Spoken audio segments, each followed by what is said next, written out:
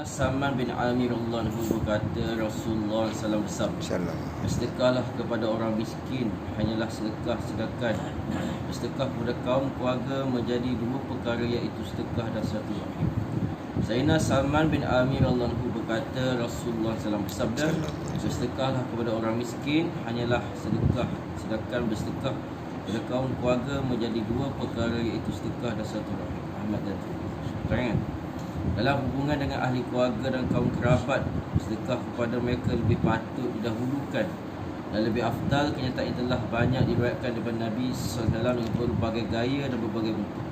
Nabi SAW bersabda, satu dinar yang diinfakkan di jalan Allah SWT, satu dinar yang digunakan untuk memerdekakan hamba, satu dinar yang disedekahkan kepada mana-mana orang miskin, dan satu dinar yang digunakan untuk belanja ke ahli keluarga. Antara itu semua yang paling afdal ialah berbelanja untuk ahli keluarga, dengan syarat dibelanjakan semata-mata kerana Allah SWT, kerana ialah orang yang berhajat, bagaimana akan diterangkan nanti. Dalam sebuah hadis dinyatakan bahawa Sayyidina Maimunah rahmatullah telah dimerdekakan seorang hamba perempuan. Atas baginda salam bersabda, jika kamu beri kepada bapa-bapa saudara kamu, maka lebih besar ganjaran. Pada satu ketika Rasulullah SAW telah beri dorongan dan galakan yang khusus kepada para wanita untuk bersedekah. Sayyidina Abdullah bin Mas'ud radhiyallahu anhu ialah seorang sahabat yang masyhur dan salah seorang daripada fuqaha dalam kalangan sahabat radhiyallahu anhu. Si beliau Sayyidina Zainab radhiyallahu anha telah berkata kepadanya, hari ini Rasulullah telah merintah kami untuk bersedekah, sedangkan keadaan kewangan abang agak lemah. Abang pergilah bertanya kepada Nabi SAW, jika saya beri sedekah saya kepada abang, adakah memadai? Dia berkata, kamu pergilah bertanya sendiri. Mungkin beliau berasa malu dan kepentingan peribadi jika beliau sendiri yang pergi bertanya. Sayyidina Zainab radhiyallahu anha telah pergi berjumpa baginda salam. Beliau mendapati seorang wanita yang sedang berdiri di hadapan pintu rumah Nabi SAW. Dan wanita itu ingin bertanya masalah yang sama daripada baginda salam. Namun kerana kehebatan Nabi SAW, beliau tidak berani untuk bertanya. Pada itu Sayyidina Bilal radhiyallahu anhu telah tiba di situ. Wanita berdua telah memohon agar Sayyidina Bilal radhiyallahu anhu yang bertanya bagi pihak mereka, jika mereka bersedekah kepada suami mereka atau anak-anak yatim daripada suami yang terdahulu, adakah sedekah itu memadai? Sayyidina Bilal radhiyallahu anhu telah menyampaikan perutusan itu. Lalu baginda salam bertanya, siapakah wanita-wanita itu? Sayyidina Bilal radhiyallahu anhu menjawab, si Fulan, seorang wanita Ansar, dan Zainab radhiyallahu anha isteri Abdullah bin Mas'ud radhiyallahu anhu. Bagi menjawab, ya, mencukupi, malah mereka akan mendapat dua ganjaran, ganjaran sedekah dan ganjaran bersilaturahim dengan kaum keluarga. Sayyidina Ali radhiyallahu anhu berkata, saya lebih suka menginfakkan 1 dirham untuk adik-beradik saya daripada menginfak 20 dirham untuk orang lain. Dan saya lebih suka menginfakkan 100 dirham untuk adik-beradik saya daripada merdeka seorang hamba. Dinyatakan dalam sebuah hadis bahawa jika seorang itu sendiri memerlukan, maka dia sendirilah yang lebih utama. Jika dia memiliki lebih daripada keperluannya sendiri, maka ahli keluarga yang harus diutamakan. Jika lebih daripada itu, maka kaum kerabat yang lain patut diutamakan. Jika sudah melebihi daripada keperluan mereka, maka boleh diinfak di mana-mana sahaja.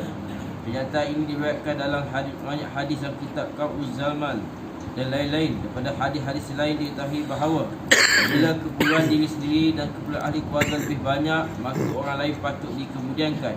Jika orang lain lebih memudahkan daripada kita ataupun kita mampu bersabar walaupun kita sendiri memerlukan di samping kita mempunyai pergantungan kepada Allah SWT yang sempurna, maka utamakan orang lain adalah suatu darjah kesempurnaan iman.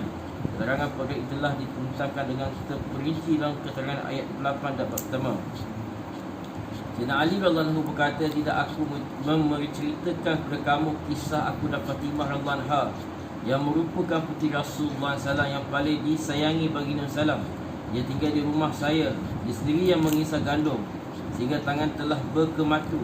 Dia sendiri yang mengambil air dari perigi sehingga terdapat kesan tali gerabak air pada badannya.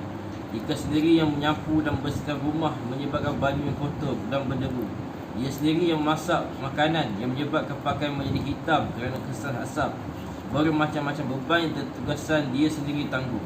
Pada ketika berapa orang hamba lelaki yang dalam perempuan telah dibawa kepada Nabi SAW, maka saya berkata kepada Fatimah, kamu pun pergilah minta seorang hamba daripada Nabi SAW agar sedikit sebanyak kesusahan kamu akan berkurangan. Setelah pergi berjumpa Nabi SAW, ada beberapa orang sedang duduk di sisi baginda SAW. Beliau tidak dapat menyatakan apa hasratnya kerana malu. Maka beliau pun pulang dalam riwayat yang lain. Setelah Sayyidina Fatimah radhiyallahu anha menyatakan hasratnya itu kepada Sayyidina Aisyah anha, barulah dia pulang. Keesokan baginda sallallahu alaihi wasallam sendiri telah datang ke rumah kami lalu bertanya, kemarin kenapa kamu pergi ke rumah? Fatimah radhiyallahu anha hanya berdiam diri kerana malu.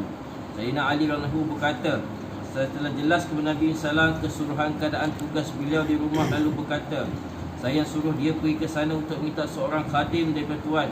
Baginda sallallahu alaihi wasallam bersabda, hendaklah kamu beritahu kamu sesuatu yang lebih baik daripada seorang khadim. Bila kamu hendak tidur, maka bacalah subhanallah 3 kali, alhamdulillah 3 kali, dan Allahu akbar 34 kali. Amalan ini lebih baik daripada seorang khadim. Dapat dalam kisah yang juga diriwayatkan adalah hadis yang lain, baginda sallam bersabda, aku tidak mungkin dapat beri seorang hamba kepada kamu dalam keadaan ahli sufah berlipat perut kerana lapar. Aku akan jualkan hamba-hamba itu dan wang daripada itu akan digunakan untuk ahli sufah, insya-Allah.